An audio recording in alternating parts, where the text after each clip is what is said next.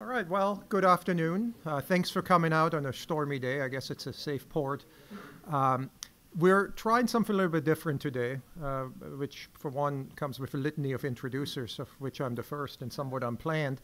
We're trying a panel discussion around a couple of themes. One, a particularly important essay that appeared in 1979 in what you might call political theory, on the question of dictatorships and double standards, but also the sort of effects of a particularly turbulent year around the world, 1979, which are still reverberating. And so we're going to proceed with my colleague Paul Milazzo, who's a very good idea this was to begin with, to help us understand the significance and the questions at stake, and then to the panel itself, with the panelists being introduced by the moderator, Nukhet Sandal, who's the chair of our political science department. Paul? Thanks, Ingo. Well, for those of you who have an affinity for these sorts of things, you know that 1979 is a target-rich environment for 40th anniversary milestone events. I can't help but give you a few examples here. In 1979, on the cultural front, you see the launch of ESPN, C-SPAN, and the Sony Walkman. The Dukes of Hazzard premiered, and the last episode of All in the Family aired. The Clash released London Calling, the Sugar Hill Gang released Rapper's Delight, and the Buggles released Video Killed the Radio Star. On the domestic front, President Carter delivered his malaise speech. There was a 3 Mile Island accident in Pennsylvania, and if that wasn't explosive enough for you, you have Disco Demolition Night at Comiskey Park in Chicago. On the wider world, you have the opening of official U.S. diplomatic relations with China. The Vietnamese army ousted the Khmer Rouge in Vietnam. In Cambodia, I should say. The Camp David Accords brought peace between Egypt and Israel. Pope John Paul II visited Poland, the first trip for a first papal visit to a communist nation. The Soviets invaded Afghanistan. The Sandinistas overthrew the Somoza government in Nicaragua. And then, of course, you had the fall of the Shah, the rise of Khomeini, and the hostage crisis in Iran. So I wanted CHI to get in on this 1979 anniversary action, and Ingo immediately rejected my panel proposal on the Buggles, so it was back to the drawing board I went. And instead, we're gathered here to commemorate the publication of an essay, because of course we're academics, by a political scientist named Jeane Kirkpatrick. It was called Dictatorships and Double Standards, and it appeared in the November issue of Commentary magazine. It's arguably one of the most influential opinion pieces published in the 1970s or at any time after the Cold War. You might go back to the Mr. X article of George F. Kennan on America's place in the Cold War. It was a rhetorical masterstroke, and it's still an engrossing essay 40 years later, and I thought it was worthy of reflection. A little background information on the author. Kirkpatrick was born in 1926 in Duncan, Oklahoma, the daughter of an itinerant oil wildcatter, and she experienced what could definitely be called a frontier childhood in a politically active family. She described herself as an AFL-CIO Democrat. She attended Stevens College in Missouri and then Barnard, spent some time in Paris, and then received her MA and PhD at Columbia University 17 years apart. In the meantime, she married the influential American political scientist, Evelyn Kirkpatrick, and raised 3 boys.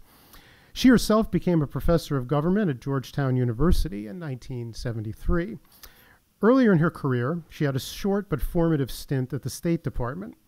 There she analyzed interviews with Eastern European refugees, and conducted interviews with Chinese who had surrendered to MacArthur's army in Korea but refused repatriation. Their harrowing stories helped hone her deep antipathy toward communism.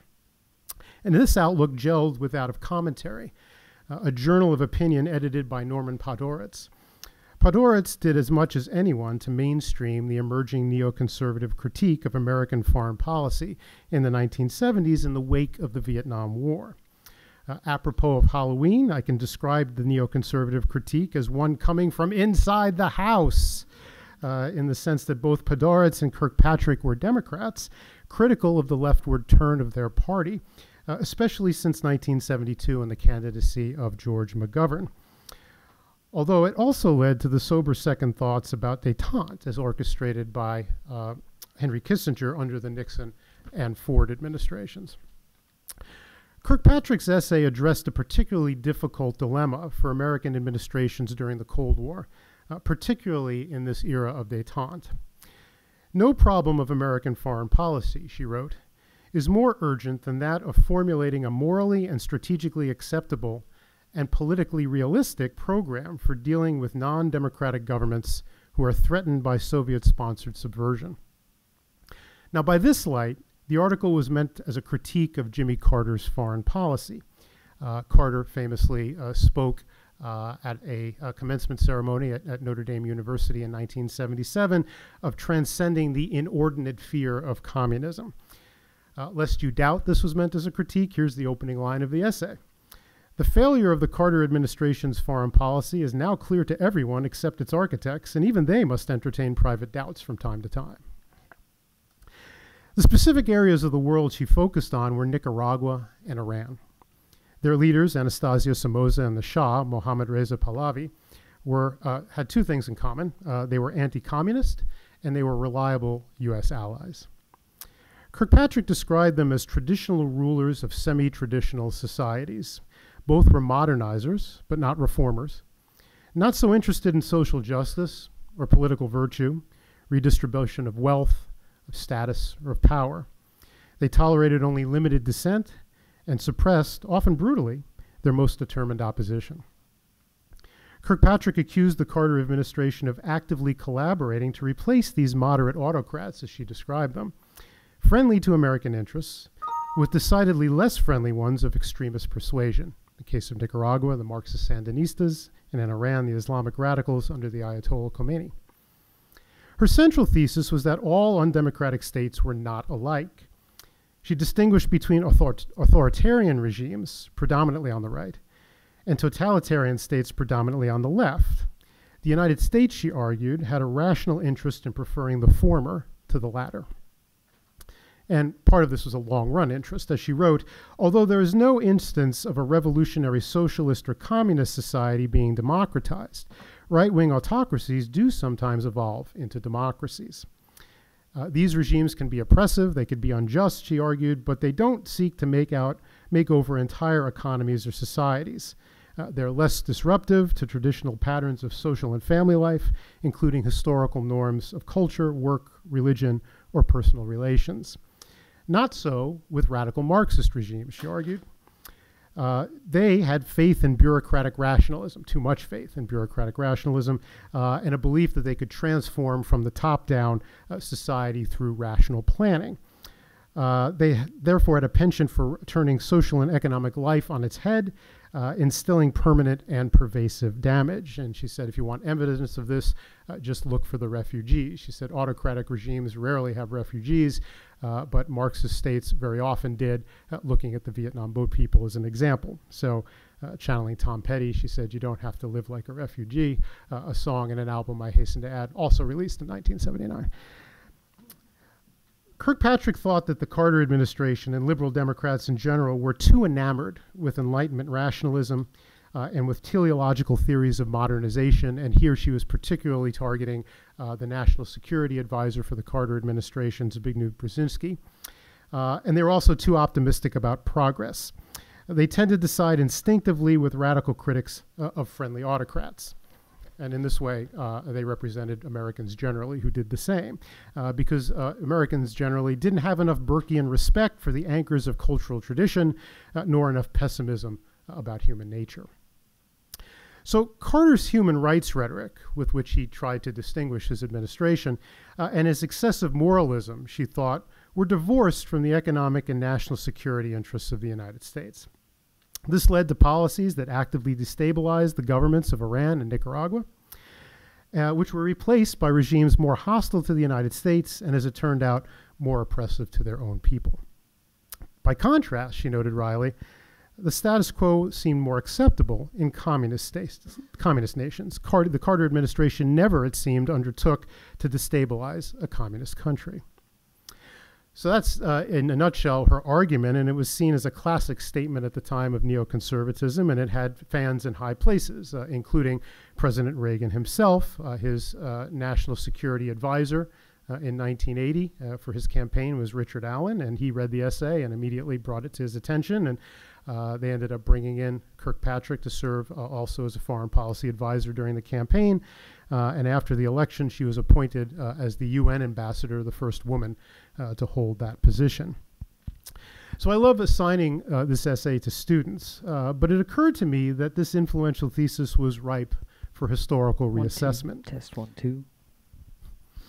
How well did it describe what was actually going on with Nicaragua and Iran and the Carter administration's policy toward both those nations? How well did the authoritarian-totalitarian distinction hold up as a heuristic model in the context of the Cold War? What relevance does it have beyond the Cold War? And in this regard, I would point briefly to the key element of her argument, where she said, no idea holds greater sway in the mind of educated Americans than the belief that it is possible to democratize governments anytime, anywhere, under any circumstances. Now, it's notable that Kirkpatrick expressed skepticism that democratic reforms could be routinely implemented in countries where democracy was not deeply culturally ingrained. A certain irony, in fact, given that neoconservatism, for the latest generation, is generally associated with preemptive war doctrine and democracy promotion in the Middle East during the Bush years. Finally, what of today? Does Kirkpatrick's essay speak to our era's quite timeless debates about the limits of American power and the ends of foreign policy? How do we balance realism and pragmatism with idealism and moral progress? So Jeane Kirkpatrick in her essay asserted that history was a better guide for foreign policymakers than good intentions. And it's in that spirit that we turn to the esteemed historians and scholars on this panel to revisit her important essay, 40 Years On. Thank you.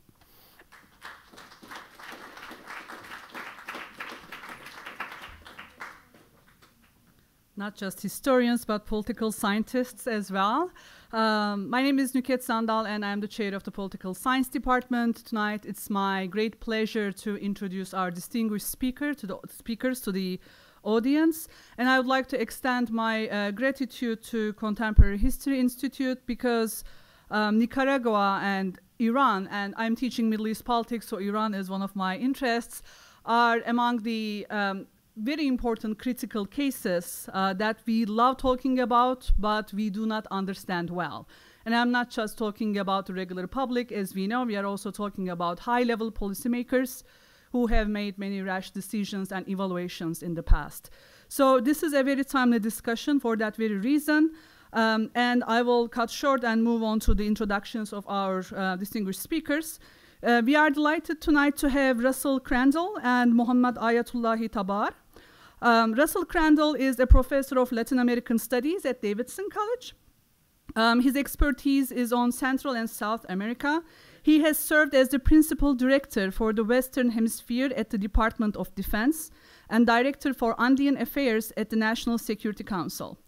He also served as a national security aide at the National Security Council, special assistant to the chair of the Joint Chiefs of Staff, a consultant for the World Bank, Andean Development Bank, and the United Nations.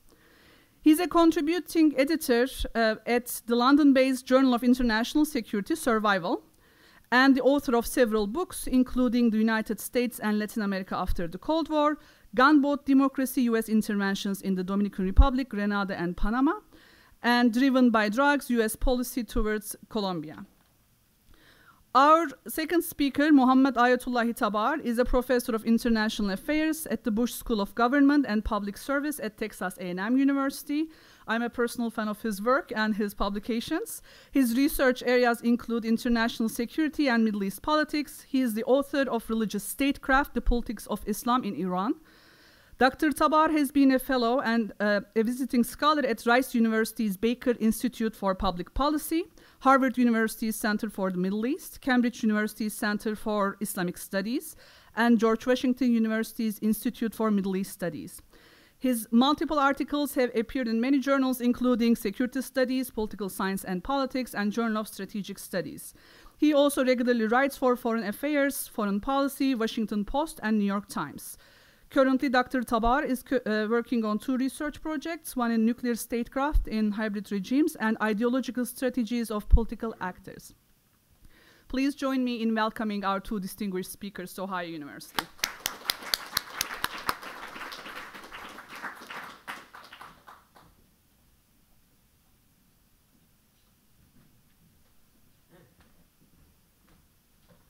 Thank you so much. It's an absolute delight to share this discussion with you all this evening, and what a gorgeous campus, just the perfect time of year. It was a treat. I've never been to Ohio before, and this is a very warm and beautiful introduction. Thank you again.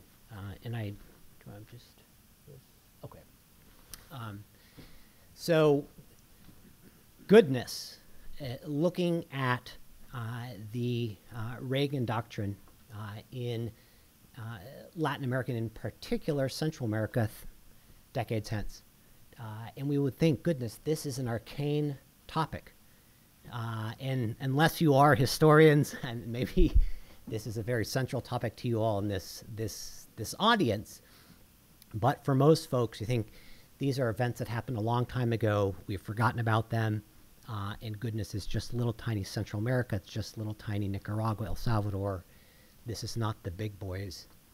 But I think what's interesting in reflection is how intense the debates over Central America were in the 1980s under the Reagan doctrine that was articulated by advisors, neoconservative advisors like Jeane Kirkpatrick, as we just heard, Jeane Kirkpatrick and company.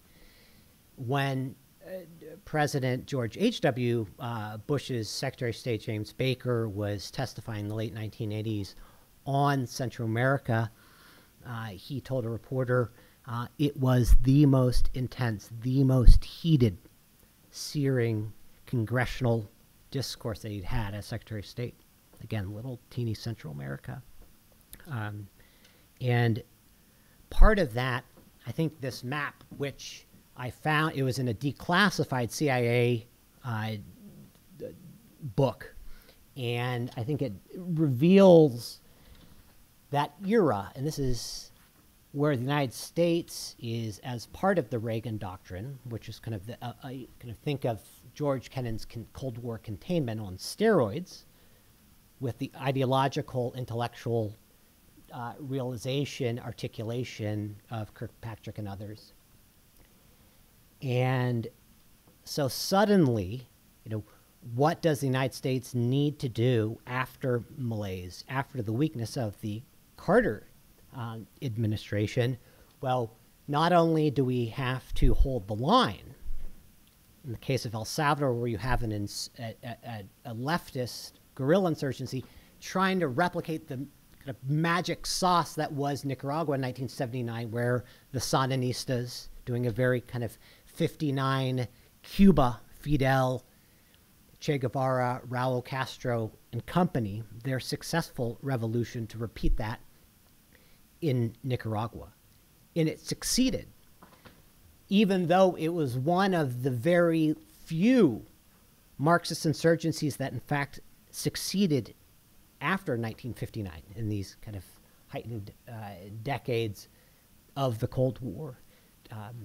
But now you have Salvadoran rebels who are going to rinse and repeat the Sandinista revolution in El Salvador. And this is where it was very clear to the Reagan administration that we need to hold the line against any domino falling. And I think what this intelligence assessment kind of reveals is how deeply these officials kind of thought, okay, where's this threat coming from? And in this case, where are our adversaries getting their arms from? And you think, okay, well, it can often be sort of a cartoonish interpretation. Well, they just kind of knew that there wasn't really a threat from these guerrillas, but we will still back the Salvadoran military and kind of draw the line and get into a very, very kind of dubious conflict because they were cynical. But I think what I uncovered kind of in the declassified documents so often was that, you know, yes, this threat, this perceived threat is there.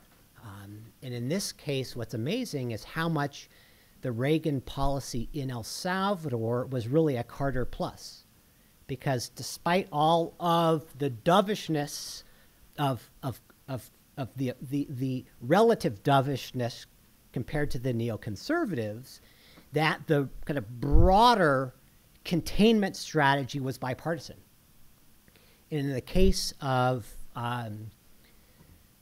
El Salvador, by the mid-1980s, was no longer even controversial, because both Democrats and Republicans, even though there was kind of controversy on the fringes, that these two parties believed in the idea of holding the line against. So in that sense, the Reagan doctrine in El Salvador was really Carter plus, I would contend. And it's one where if there's an argument for a more successful sort of Reagan doctrine in Central America in the 80s, it was El Salvador. Even that could be debated, and we can talk about that. But it was the one that was the least sort of Jeane Kirkpatrick endorsed. Think of Kirkpatrick by the mid-80s was no longer in the administration. Some of the other kind of big Reagan doctrine hawks, Alexander Haig, Secretary of State, gone.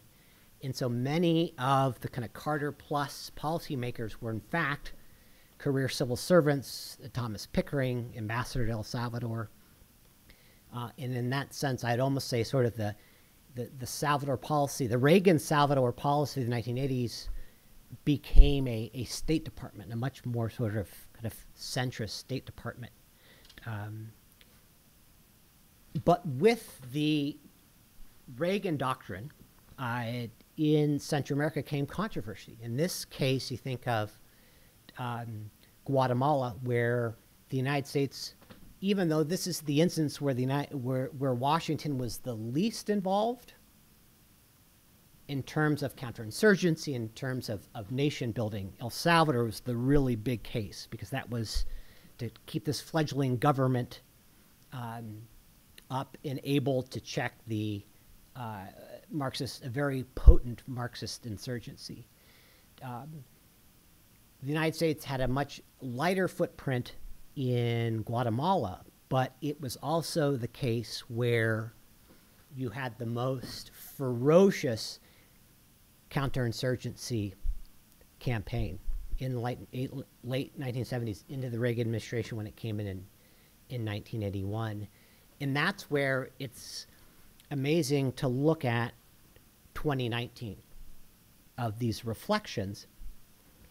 We've got, it was President Trump's envoy for Venezuela, Elliot Abrams, who back in the 1980s was a neoconservative Reagan advisor, very young, kind of brilliant, and was in a assistant secretary of state role at a time when you had abuses in Guatemala. We had the El Mozote, the infamous El Mozote massacre in December of 1981, and many people on the left then criticized, above all, Elliot Abrams for defending these kind of repugnant policies.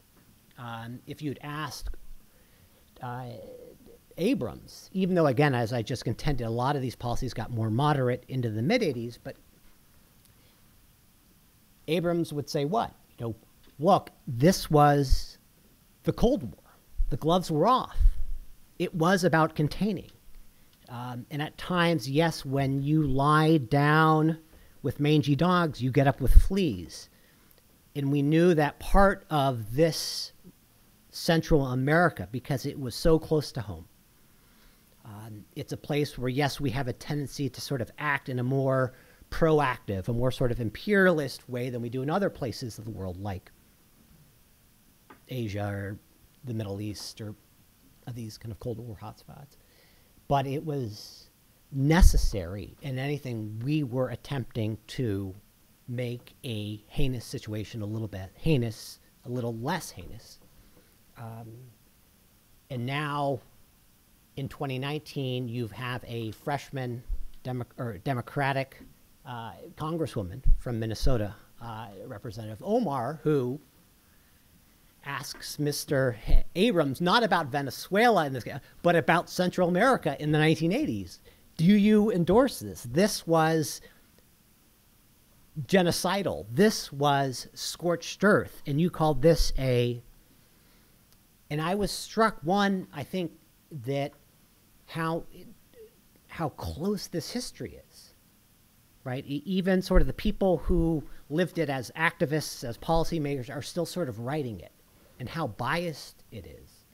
And that's from, you know, liberation theology Jesuits on the left to Jeane Kirkpatrick neoconservatives and Elliott Abrams on the right. There's another right, by the way, I call it the Jesse Helms right.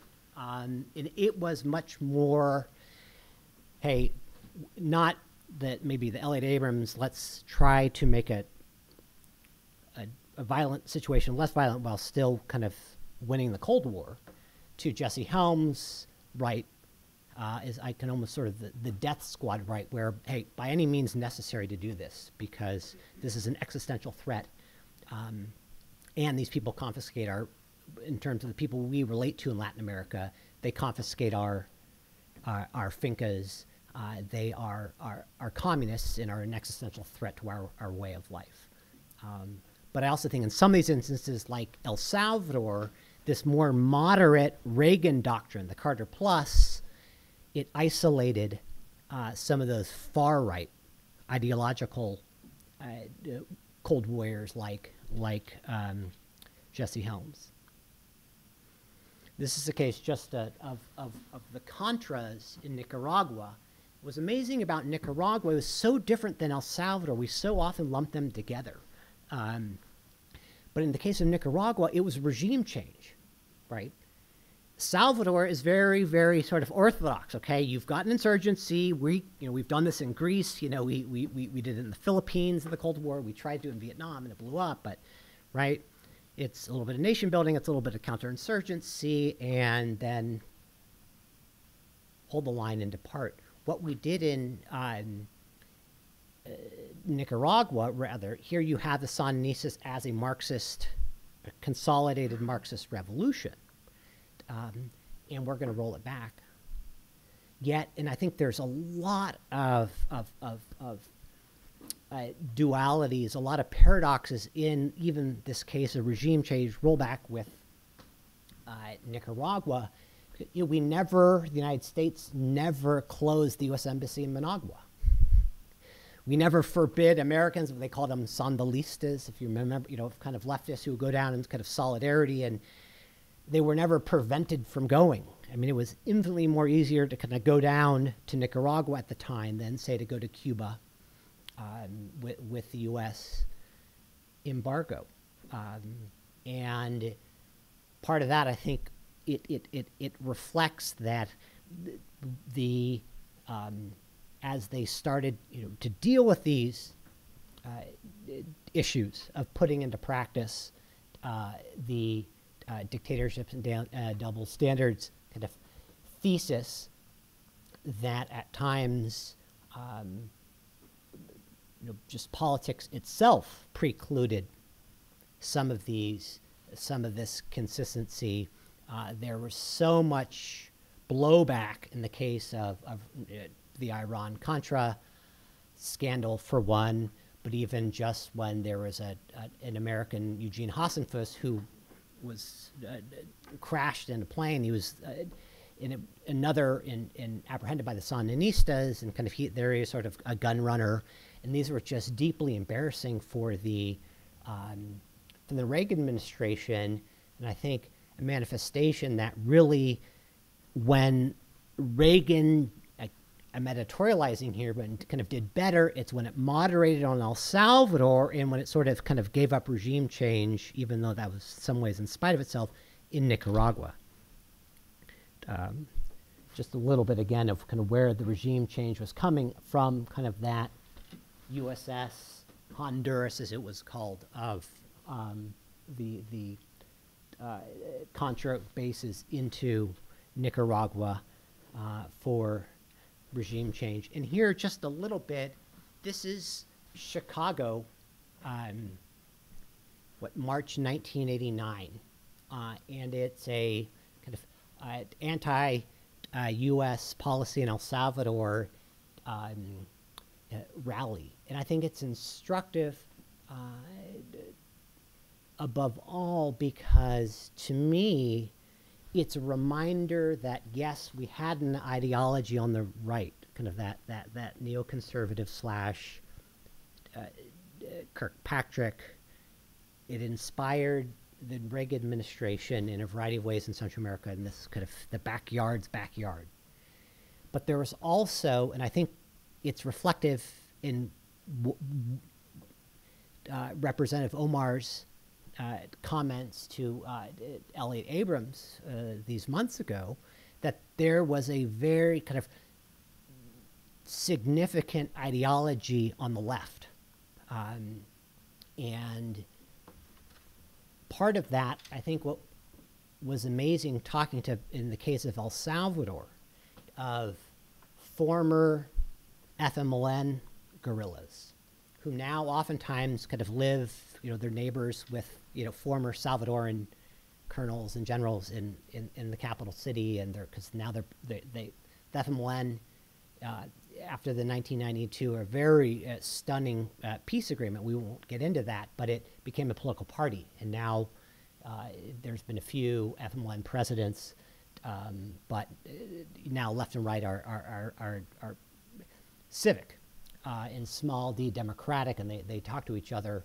And it's amazing. Salvadorans are very loquacious, have kind of reflect back about the war. Again, this is just a brutal civil war. And what a lot of the former guerrillas will say, oh gosh, where we ran circles around the government, the U.S.-backed government, was propaganda, right? We knew what we were doing with U.S. universities, and it's amazing because if you go, let's even call it the Representative Omar line, that, folks like Jeane Kirkpatrick, Elliott Abrams sort of were in bed with genocidals and kind of endorsed genocide and whores in Central America, that's something that very much born out of Vietnam, right? And for many people on the left, just like the Watergate, Vietnam, all these things influenced the right, moved or influenced some Democrats to go to the right with neoconservatism. You had many, especially kind of church groups, academics on the left, who said, we're not going to repeat that moral black stain of Vietnam. We're not going to have the Malays. Think of what is El Salvador? Vietnam or El Salvador. It's Vietnam in Spanish, right? We've seen this before. We're not going to repeat it. And if you have kind of excess in these earlier theaters in Southeast Asia, now we're seeing it now. And this is the fight of our lives. And the organization was massive. You forget these rallies of hundreds of thousands at the Pentagon, and a very, very kind of impressive organization. But at the same time, I think it was very rigid and has been kind of or so far kind of hasn't been fully kind of scrutinized the extent to which it might have been doing unwittingly doing the bidding of the Salvadoran guerrillas in this case. You know, we have our useful idiots in the kind of the Western European American left, and that will help us win and everyone will say, left and right, that the guerrillas in El Salvador won the propaganda war, you know, categorically. And this is just as I'll finish here, but a cartoon, and again, I'm thinking this was from published nationally in a newspaper cartoonist, of just kind of how much that kind of these ideologies really came down to, you know, did you see red or did you see kind of Milei in your thick lenses? And again, kind of now researching on Central America, I just cannot. It's still so emotional. It's so visceral that there's just not objectivity, and I think I'd include myself in that to some. In this I just threw in, I wanted that before you had containment, very Cold War. This is Nicaragua in the early 1930s, going after the Sandino, the eponymous Sandino of the Sandinista revolutionaries would become decades later. But U.S. involvement in its backyard has a long history with the Cold War just being. And then here, I just wanted to show a couple of images of. It's no longer Daniel Ortega or that Milan that we are innovating drugs and bugs, a whole new, but U.S.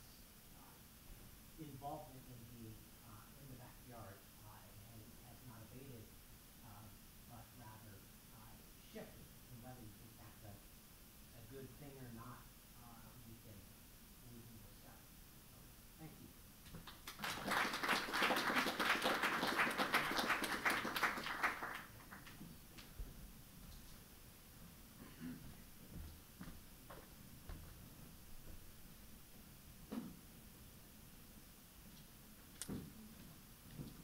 Should I just click out of it. down this, right? And then Okay. Slideshow. where? Right up there. Click that. And then boop. Okay, thank you. Thank you, Nuket and Ingo, for the invitation and kind introduction. Thank you all for coming. It's really an honor to be here. What I'd like to do today is to discuss the U.S. hostage crisis in Tehran in 1979. And what I'm going to do is to provide you with a revisionist reading of what happened, which in a way fundamentally challenges Jeane Kirkpatrick's assumption that the revolution was doomed to become anti-American. So this is actually a chapter of my book, as Nuket mentioned, Religious Statecraft, The Politics of Islam in Iran, came out last year. And the paperback version actually just came out a few days ago. And I walk you briefly over the main argument in the book, which could be a good segue to jump into the story. So basically, the book is about how Ayatollah Khomeini established God's government on earth, as he called it. And I argue that he did it by acquiring a monopoly over the use and, more importantly, interpretations of religion. The book studies the politics of Islam, not political Islam. In fact, I argue that there is no such thing as political Islam that is a driving force of political actors. And we need to pay attention to the political context in which actors operate. We hear in the media that these religious actors want to establish a state or a caliphate in order to implement Sharia or Islamic law. I argue that no, we're getting this backward. Sharia is means to capture and control the state. The book started with a puzzle.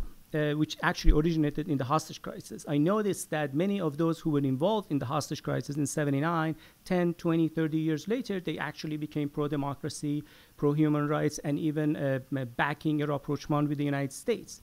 I also noticed that many other actors who were initially moderate by Iranian standards, they actually later turned into more anti-American and adopted more authoritarian anti-American approaches. So the question that I had was, why is it that some of these people became more moderate and others became more radical over time? And what really explains the ideological shifts of these self-proclaimed religious actors? And the answer I came up with was that this actually boils down to internal politics, elite competition, factional politics, that leads these elites to adopt or construct specific religious ideologies that are geared towards a specific political outcome. So let me just summarize what the main point is, and then we jump into the story. That based on where these political actors are in the political system, whether they are part of the opposition or the incumbent, they develop certain, they have their own specific threat perceptions that inform their ideological discourses. So basically, you stand where you sit. And then these actors often have to juggle between their factional interests and state and regime security that they're dealing with. And a lot of times they put their most immediate factional interests above state interests. That's why we often think they're irrational or fanatic, but from their perspective, they're actually pretty strategic. Just to give you one very specific example, we see that currently in Iran, the Revolutionary Guards and the conservatives welcome US sanctions against Iran in a way, because although these sanctions undermine and weaken the state, they empower the Revolutionary Guards within the state. So it makes sense for them to in a way, welcome the US withdrawal from the JCPOA. So this has been a common theme in Iranian politics since the revolution, and a perfect example is the hostage crisis that I'm going to discuss now. So in October 1979, the Carter administration decided to allow the terminally ill Shah of Iran, who had recently been deposed because of the revolution, to come to the US for medical treatment. Within days, the radical Islamist students occupied the US embassy, took 66 Americans as hostages. The nationalist provisional government, which was an ally of Ayatollah Khomeini, resigned. The Islamists took over, led by Ayatollah Khomeini, took over the state. The Carter administration imposed sanctions on Iran, and a few months later broke ties with Iran, and with that began a long saga of US-Iranian animosity that we see up to today. So the empirical literature and conventional wisdom basically argues that the hostage crisis happened because Khomeini hated America, and his followers, they hated American values, American policies, and also it was internal politics aimed at bringing down the pro-US, US-friendly nationalists who were an ally of Ayatollah Khomeini. And this view has been promoted by a lot of scholars and also a lot of policymakers at the time. National Security Council, Zbigniew Brzezinski, and the other gentleman on the right side, Secretary Cyrus Vance, and many other US policymakers, and as I said, scholars, they saw the hostage crisis as an outcome of Khomeini's hatred of the United States. My argument is that no, this was internal politics, but in fact it was aimed at outbidding the leftist groups, because both sides, the Islamists and the leftists, they were into an anti-American competition, and the outcome of that competition could decide who was controlling the state. And eventually that led to the hostage crisis. Okay. Before we start, I often hear that people tell me, oh, how could you say this? Khomeini was sincerely anti-American, or they have their own deep beliefs. And I need to just insert this caveat that I'm not really in the business of discovering who the real Khomeini was. I make no assumptions about their beliefs. Maybe they were sincerely anti-American, maybe they were not. And when we say they are strategic, I do not make any assumption about whether or not they were sincere. I don't think we're capable of getting into people's heads. And of course, we have a lot of capacity for self-deception as well, right? So I think it's irrelevant. And I just look at their political behavior and how they acted. Okay. This figure pretty much summarizes the political landscape in Iran in the 60s and 70s. On the incumbent side, there was the Shah of Iran, backed by a US-trained army and the United States at the height of the Cold War. And at some point, the Iranian army was the fifth mightiest army in the world. On the other side, there were essentially three different groups. There were the leftists, there were the Islamists, and there were the nationalists. People often forget that the Islamists were actually the latecomers in the game. Much of the political landscape in Iran and broader Middle East was dominated by the leftists and the nationalists. And they were the most organized, the most popular, and the most powerful groups. It was in the 60s and 70s, with the failure of nationalism in the Middle East, the Islamists became a major actor. And eventually, the Iranian Islamists came under the leadership of Ayatollah Khomeini. The leftists were different groups. There were the Tudeh, who were pro-Soviet. There were various other Maoist, pro-China groups, and there were some others who were like mixture of Islamism and Marxism, such as Mujahideen Khalq. Khomeini understood that in order to bring down the Shah, he needed to form an alliance with the nationalists. They were the ones who were educated in the US and Europe, and he could use them to reach out to the army, to reach out to the Americans, and de-link the Shah from the army and from the United States. And this is pretty much what happened in '79 and how the Shah went down. So it's really interesting to see, despite Khomeini's anti-American rhetoric that came out every once in a while before the revolution, he actually made a lot of overtures towards the United States. We now know, based on some recently declassified documents, that Khomeini sent a message to the Kennedy administration as early as 1963, when he was under house arrest in Iran. He understood that the Kennedy administration did not really like the Shah, and he was trying to drive a wedge between the two. In a message that he sent to Kennedy, he said that he was not opposed to American interest in Iran. On the contrary, the American presence was necessary as a counterbalance to Soviet and possibly British influence. And we know that all the way until the eve of the Iranian Revolution, these messages continued to come to Washington.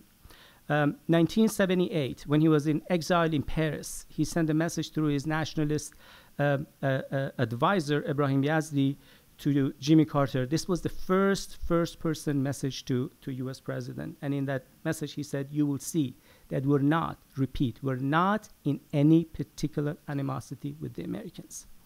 So when we talk about Khomeini's anti-Americanism, we should also remember that regardless of what he said, he also did certain things that he understood. At the end of the day, what he wanted was to overthrow the Shah and establish a government. He was a lot more pragmatic than we like to see. So, as the protests spread throughout the country, the United States government gradually developed an idea of what they called a mullah military option. That they understood that the Shah's days were perhaps numbered, and at the time, Ambassador Sullivan, the second gentleman from the left, sitting next to Cyrus Vance, he argued that there are three centers of power in Iran: the clergy, the US-trained army, and the left. And unless the US forged an alliance between these two, the country could fall into the hands of the leftists. And Iran could either be run by leftists or directly by the Soviet Union. At that time, the Carter administration decided to get involved and to mediate between these two. And when the revolution happened, they sent various messages to Khomeini that we accept the Iranian revolution and that we do not intend to attempt in any way to reverse its course. So what I'm trying to say is that neither the US nor Khomeini looked for a confrontation at the time.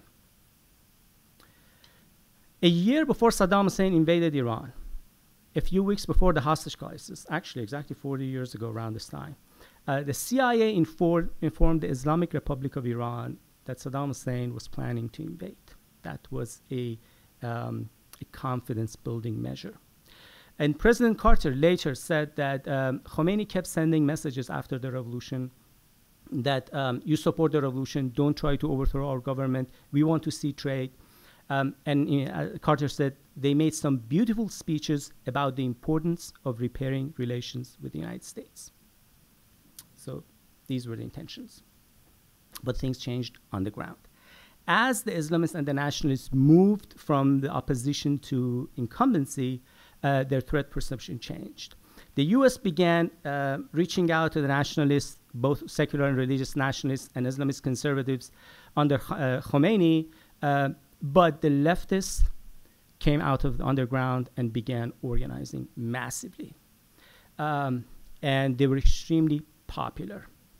Iran's Communist Party was one of the first in the entire continent of Asia. Some scholars argue that, in fact, Iran's Communist Party is older than the Chinese Communist Party.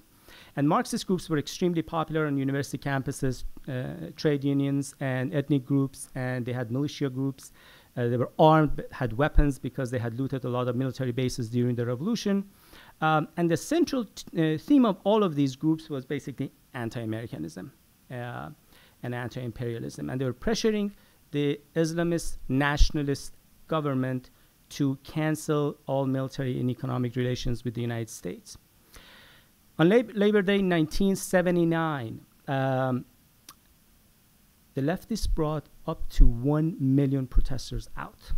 And the population of Iran at the time was 36 million. That tells you how popular they were. The FKO, Fadayan Khalq organization, brought between 50 to 100,000 protesters out at the University of Tehran, which was its birthplace. And bear in mind that at the time, there was a communist coup next door in Afghanistan. And the communists in Afghanistan were much less organized than they were in Iran. So the fear of a communist takeover was very, very real by Khomeini and others. And by the way, the picture is a student who's selling books. One is called The Young Lenin, and the other one, The History of the Russian Revolution, the Persian, translated into Persian. They were very active, and one of the first things they did was, within days after the revolution, the Fadayan Khalq, they actually took over the US embassy. So there was a first embassy takeover long before the embassy takeover in October 79. They occupied the embassy for a couple of hours. Actually, Khomeini ordered the Islamist militias to kick the Marxists out of the embassy, and they apologized to the Carter administration. But it was clear that these groups were very active, that they were going to do something. And the idea was that they were going to bring about a second revolution, which was named after the Russian Revolution and October Revolution, when the Bolsheviks took over and brought down the Kerensky government. That they basically viewed the Khomeini and the Bazargan government as the Kerensky of Iran, and that a new Lenin would come and take over. They didn't think Khomeini would play the Lenin part in this case. So Ervand Abrahamian, a very prominent historian at the time, wrote a piece.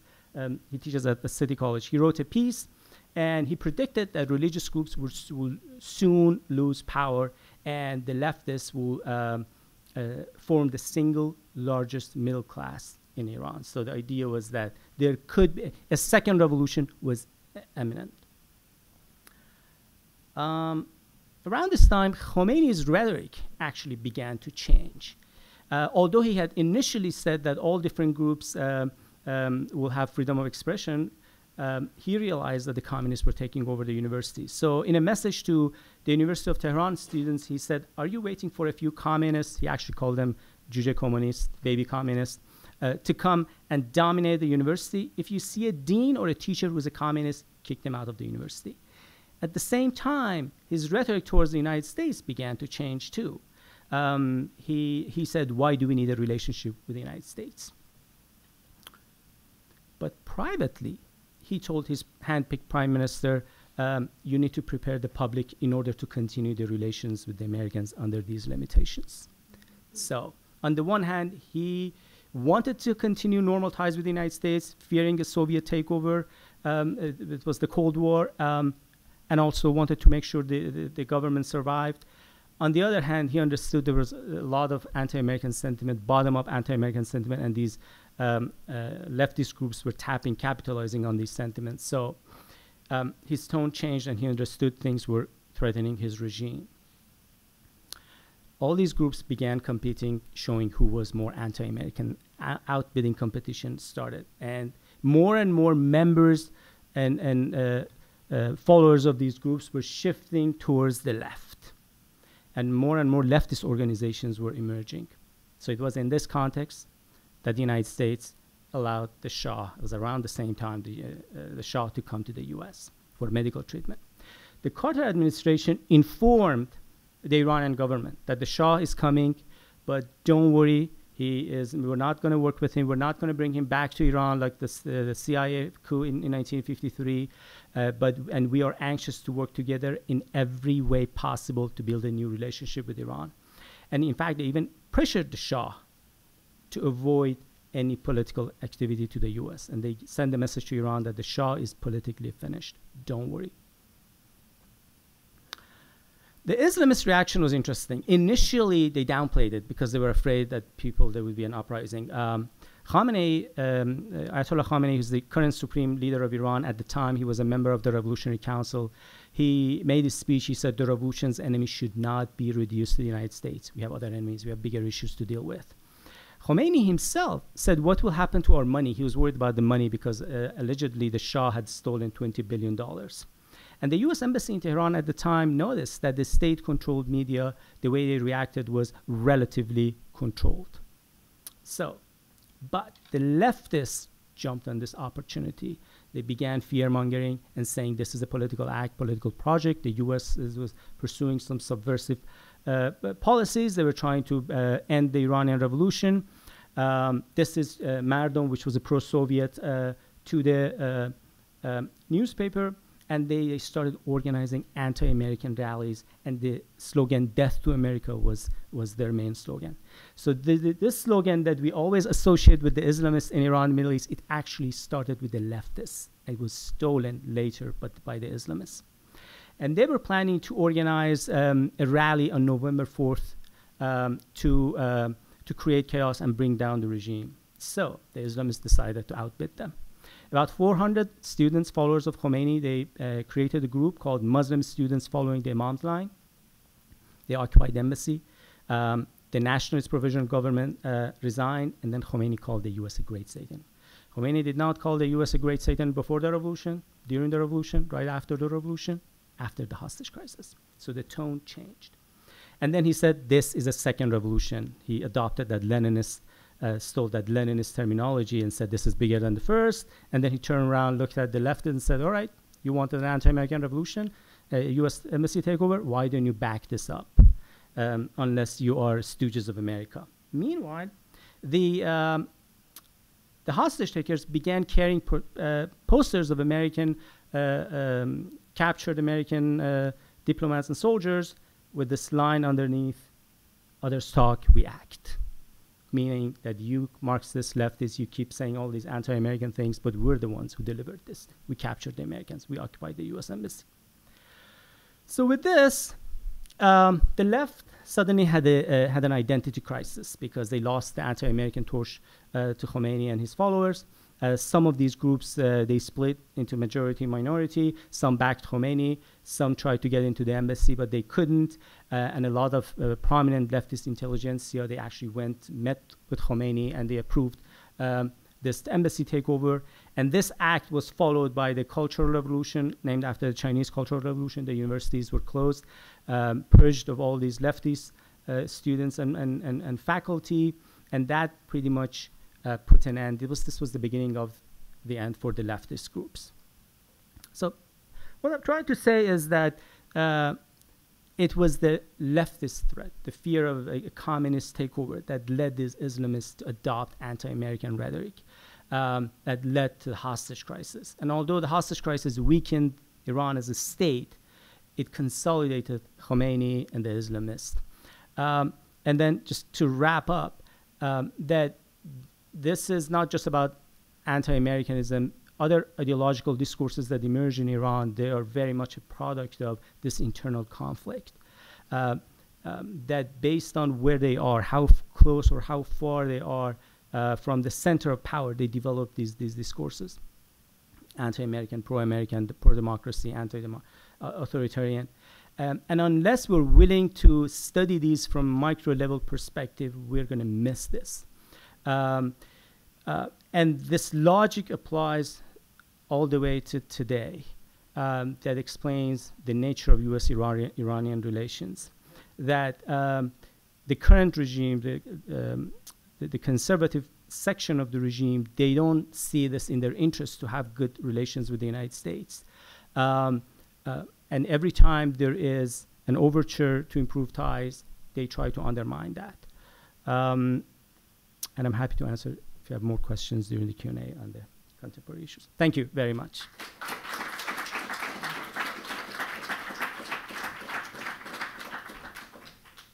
Thank you very much. So we have some time for Q&A, and I don't know whether we need the microphone. I think for the Okay. sound capture to do.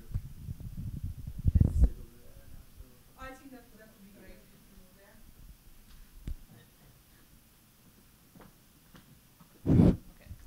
So before you ask your question, if you could also introduce yourself, that would be wonderful. And yes, the floor is open for questions for our speakers.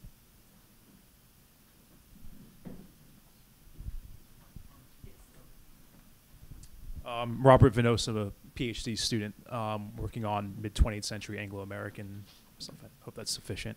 So this question is more about Iran. So it seems that the dynamics of the Iranian Revolution, in a sense, bear out Kirkpatrick's major overarching point, which is that the sort of process of radicalization, which seemed built into whatever revolution was going to come, whether it was going to be the leftists that came out on top or whoever, this process of outbidding necessarily led to radicalization, necessarily led to something that was not a democratic regime. So I was wondering if there were other sort of possibilities there that you could foresee an attempt to not have to outbid the other becoming more and more radical and leading to a more actually democratic regime.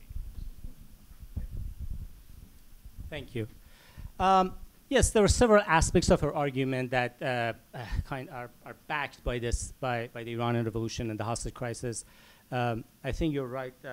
First of all, she was right that the Carter administration threw the Shah under the bus. That is for sure. But I think she kind of underestimated, or maybe was not aware at the time, because a lot of information has come out lately, how much the Carter administration actually worked with Khomeini against the communists, and they didn't see Khomeini as this progressive force as she claims that was the case. No, they saw Khomeini. They thought Iran would become maybe something like a military dictatorship like Pakistan, or an Islamic state like Saudi Arabia. So it's not that Carter fell into this a progressive socialist modern trap.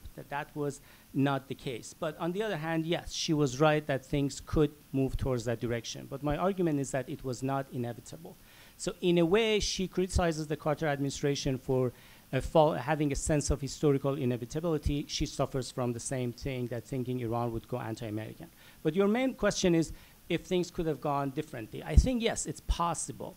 I don't know how. One way is, the problem is the U.S.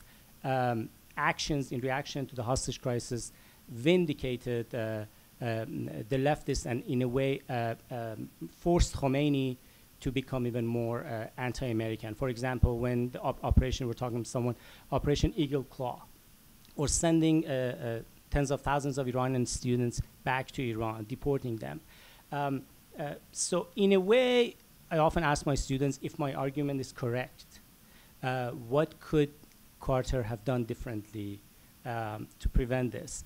And one thing that I come up with, or some students come up with, is that perhaps if Carter had released some information showing that there was a lot of engagement between the two sides, that Khomeini was actually working with the Carter administration, maybe that could have made Khomeini more cautious and forced him to end the crisis earlier.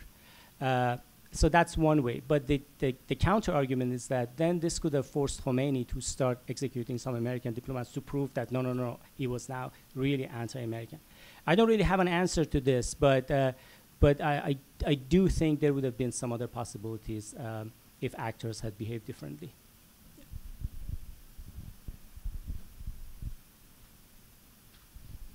Questions? Yeah, question that actually kind of runs across the two talks in somewhat different ways has to do with messaging and how one understands messaging, right? I mean, in one case, the success of the FMLN with the American left in portraying a message, in the other case more on the domestic side. And I guess in some ways neither one of you directly study US policy towards that, but I wonder if nevertheless it would not behoove an administration, whether it's Carter's or Reagan's, to counter that more effectively, and how countering that more effectively could have perhaps happened, especially coming on the heels of in a way having fallen to this before in the context of Vietnam. So in some ways, I guess it's more a question for Russell in a direct sense. No, I think that's a fantastic insight. Oh, I'm sorry. Is that better? Excuse me. A fantastic insight. And yes, if you look at, and even Representative Omar's comment was there was about kind of genocide in Guatemala, but then El Mozote and El Salvador of that circa 1981 massacre perpetrated by the Salvadoran military. That's defenseless civilians in a guerrilla-controlled mountainous provincial region of the tiny Central American nation. And if it's amazing that now, 3 decades later, we're talking about El Mozote, it was a public relations disaster for the Reagan administration. Even though the Reagan administration had been in office for less than a year.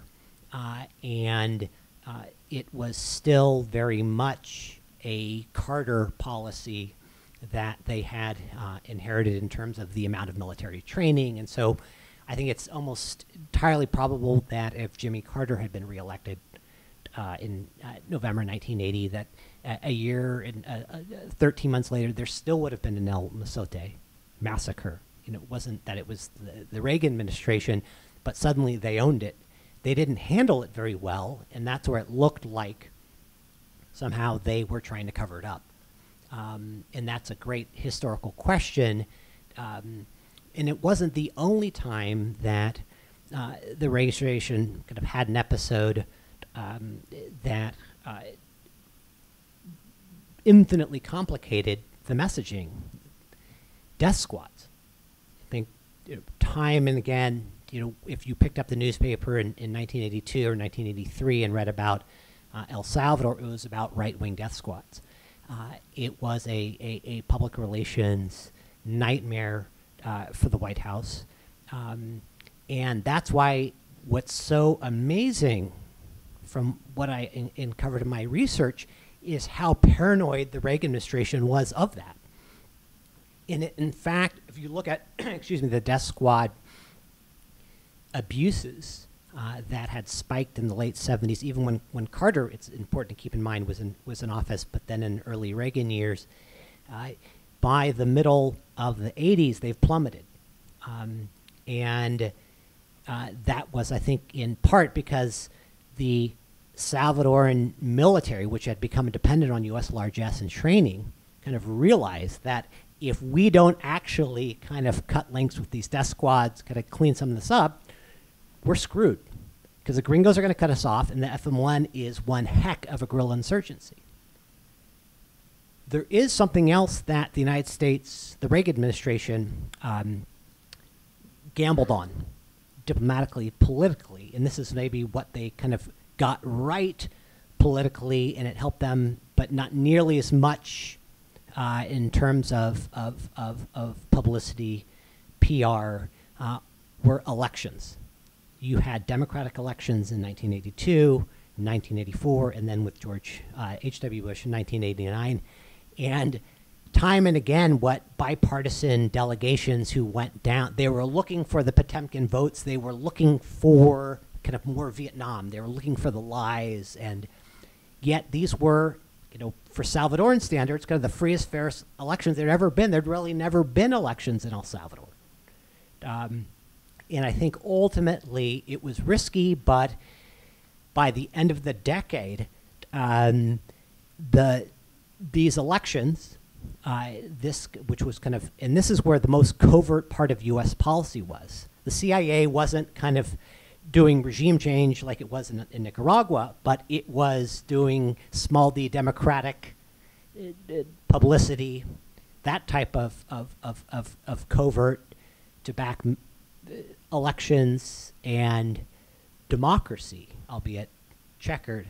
And it's, if you recall that last image, the one of the protesters in Chicago, what's amazing about that, it was the same time, I think it's March 1989, already the exiled left had come back to El Salvador. This is kind of the far left to participate in presidential elections. And you've had elections in presidential elections 84, now again in 89, yet the far left in the US, it's almost as if they didn't get the memo about what had shifted in the country because they were so influenced by the propaganda of FMLN.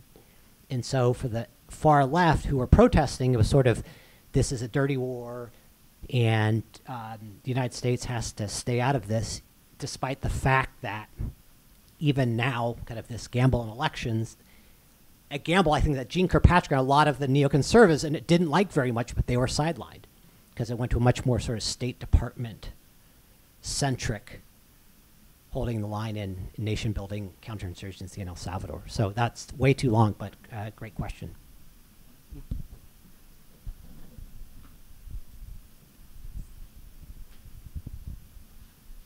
Hi, it just so happens, as some people in this room will attest to, that I taught a class today on dictatorships and double standards and on Nicaragua. And while I didn't mention the Reagan Doctrine, because actually the Reagan Doctrine wasn't ever identified until 1985, I dealt with all this in class.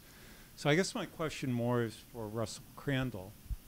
I think it's very good to frame Central America in terms of Vietnam. I did that today.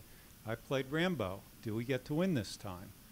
And in many ways, that's what people were thinking about. Is Central America another Vietnam? If so, you get to win or not? I also think the point about politicization is very good because indeed it was. But I guess my question also has to do with American policy and violence. El Mozote was a real massacre. And if some people are still upset about Elliott Abrams sort of playing it down or excusing it, it seems to me that one can understand that. I'm not sure that, you may be right, that if Carter had been reelected to a second term, we still would have had that kind of violence. But I guess my question has to do with the argument that Steve Rabe and others make, which is that U.S. policy overall led to an increase in the level of violence and killing in Central America.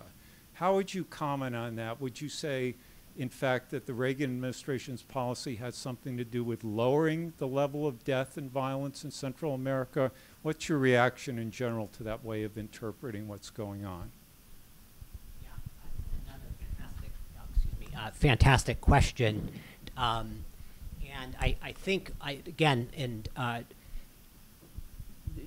hopefully Elliott Abrams in a memoir or something can kind of speak for himself, but I think if I were to try to kind of answer how of that allegation about sort of applauding or welcoming El Mozote, that the administration, because I think again, just like in 1989 with the Bush administration, when there were Jesuit priests who were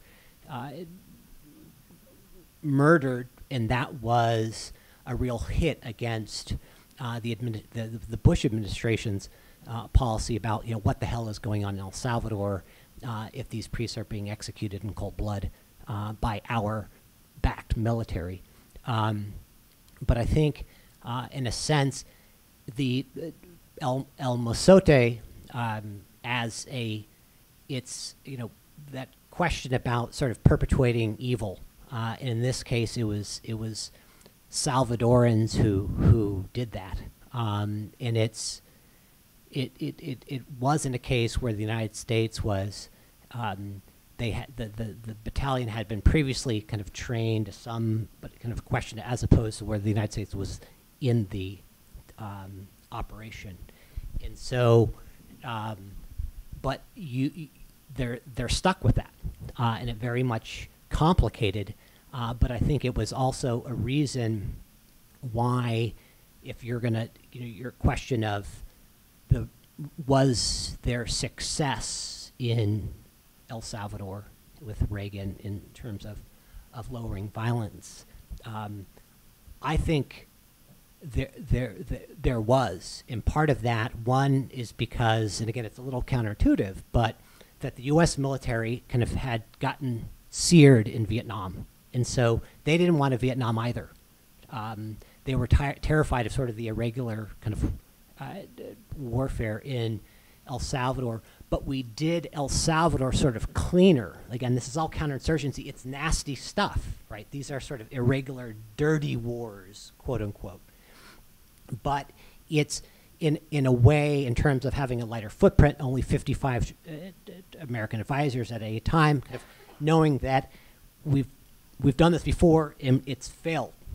That first Rambo was a disaster. We don't want that either. And I think that's also something where that pushed the Reagan and Bush administration to go much more moderate. And so that Reagan doctrine that reduced violence is really Carter policy. Even though it was a Carter policy from the end of Carter, which was much more hawkish, right? Because they had gotten burned on Nicaragua when it went. They felt burned, by the Soviets and kind of expansion, and so it was a more hawkish. And even despite that, I think if anything, there was a lessening of violence after the U.S. in in El Salvador, didn't mean that the Contras, this regime change where the Contras are external in Honduras and trying to overthrow the Sandinistas, that did escalate violence in Nicaragua.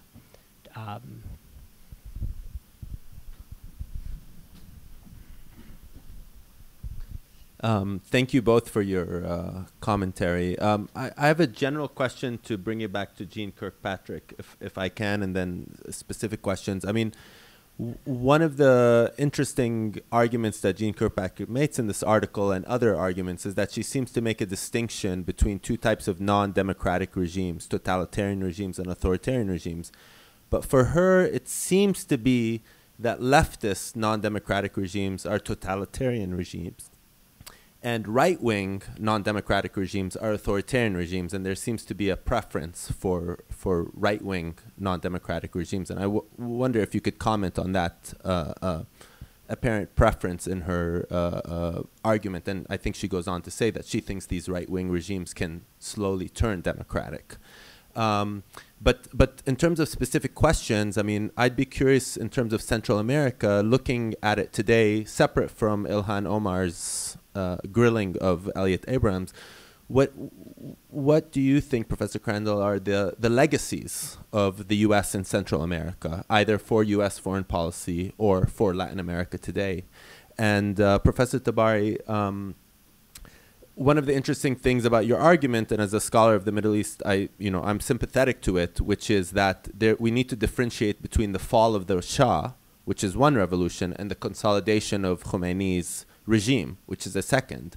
And it seems that in that process, in terms of the declassified documents you're talking about, I mean, the U.S. actually, from my understanding from some of Abrahamian and other people's work, including your own, shared information about who the leftists and who the Tudeh sympathizers were in the existing government that allowed Khomeini and his people to basically liquidate the left and consolidate its regime. So even there, we seem to have a prioritization of anti-leftism as opposed to some possibility of some balance of power between the Islamists and the leftists that might have produced a different type of political regime in Iran. And I'd love to hear your reflections on that. Thank you both for wonderful comments.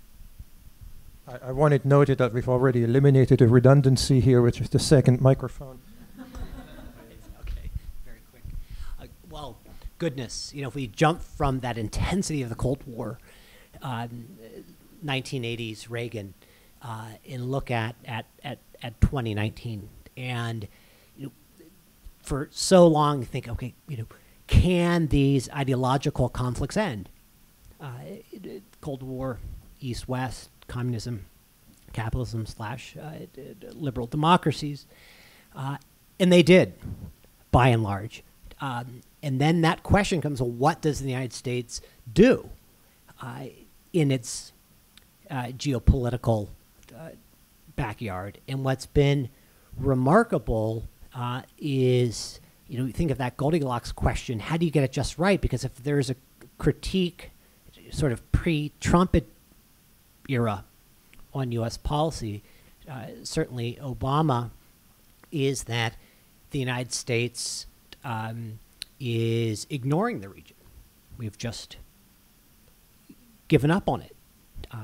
And I'm recalling, actually, I was working at the National Security Council under President Obama, and it was 2009 when there was a military or a coup of sorts against the sitting president, Mel Zelaya. Very long story short, he was ousted, and the question was, okay, he was leftist, sort of pro Hugo Chavez, Venezuela's Hugo Chavez, and kind of it was a diplomatic kind of hemispheric question about, well, what do we do? And Obama, I think he was in Mexico, made the point, well, we're getting all this flack to bring him back, right? So almost like, do you want me to use the 82nd Airborne or the Marines?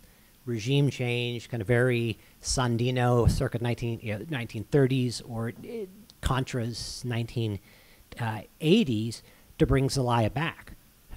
Especially when we get so much he was very, I think, defensive, but criticism that kind of we're neglecting the region, and somehow now we jump in, and it should be to be so hawkish in that sense. But it did it's a topsy-turvy world that we're in, and just something last is. It's amazing if you might have heard in the last just few days that the the Trump administration announced that the temporary protective status for Salvadorans would continue, even though most observers thought that was going to end in terms of what would entail a flood of Salvadoran citizens who are residing, going back, losing their immigration status, going back to the country, this now kind of drug and thug gangland hellhole that is El Salvador today. But there's a paradox there in that I think the United States was in El Salvador for so long in the 80s, in terms of military collaboration, in terms of diplomatic collaboration, that it's almost like El Salvador is the United States is Israel in Central America, kind of a special relationship. And I wouldn't be surprised if that's when, even though it's a leftist government in San Salvador, that they were able, impossibly, to negotiate with the Trump administration to continue this protected status for the Salvadorans in the U.S., given that so many of these legions of these Salvadorans send remittances back, which is a big part of the economy. So that's. Thank you.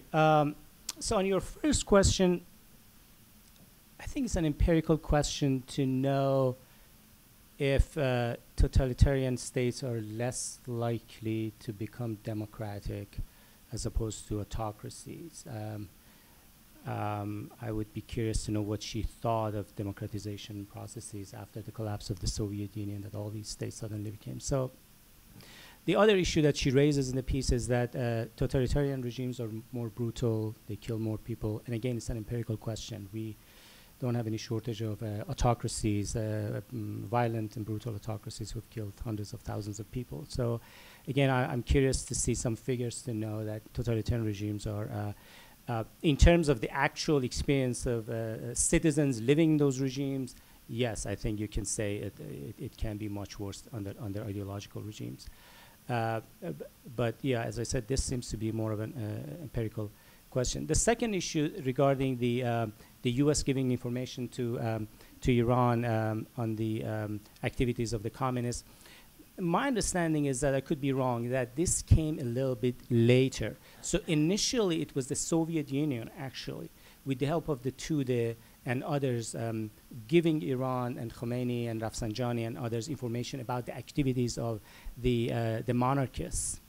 But eventually, the U.S. got into this, ironically, after the hostage crisis. It was actually the British, I think, giving Iran a lot of information about the Tudeh, and that eventually led to the banning of the Tudeh party and arresting a lot of communist members and executing them, which destroyed Iran relations with the Soviet Union. So that's why at the heights of the Iran-Iraq war, suddenly both the Soviet Union and the U.S. were on the Iraqi side because Iran lost both sides. So my understanding is that that came a little bit later. Yeah. Right, we have time for one last question. I think, are you good? Okay. All right, perfect. Someone has a better one, please. That's to be judged, right? Hi, are we introducing? You didn't introduce yourself. Can you? Yeah, Patrick Bar-Melech, I'm professor of history. We might be beating around the bush a little bit here, and I think at the heart of what Kirkpatrick is arguing is that she has a certain faith in the political potential of capitalism. That is, that's one of the things that divides totalitarian and authoritarian regimes, is that capitalism was a system under right-wing authoritarian regimes. And that over time, I think she held a faith, that over time, capitalism would in fact breed a larger middle class. We see it in El Salvador. I mean, that's a case in which it has one of the largest middle classes in Central America. And it's in El Salvador that produces Jose Napoleon Duarte in the 1980s, a middle class that produces that president, democratically elected and challenged by the right, certainly, to put it mildly. So maybe this is just a general story about the faith that liberalization, political liberalization in the long term and capitalism go hand in hand.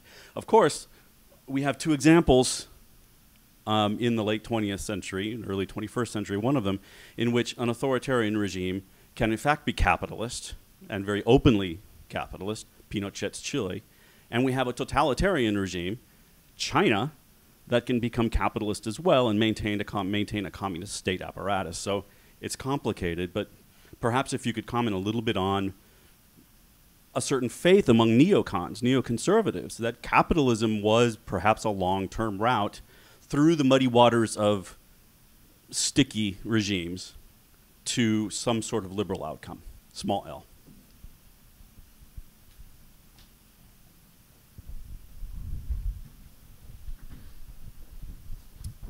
Thank you. Maybe I misread her piece and misunderstood her argument. I thought she was criticizing the Carter administration for pursuing the modernization paradigm and putting pressure on the Shah and others to liberalize, and saying that the regime collapsed because of that. So this is my reading of the piece, that she was actually saying, criticizing the Carter for doing this, and saying that you should. Though, right? Sorry. She begins a conversation that leads to. Okay. That she is saying that the U.S. should have been more supportive of the traditional allies. This should have been the way.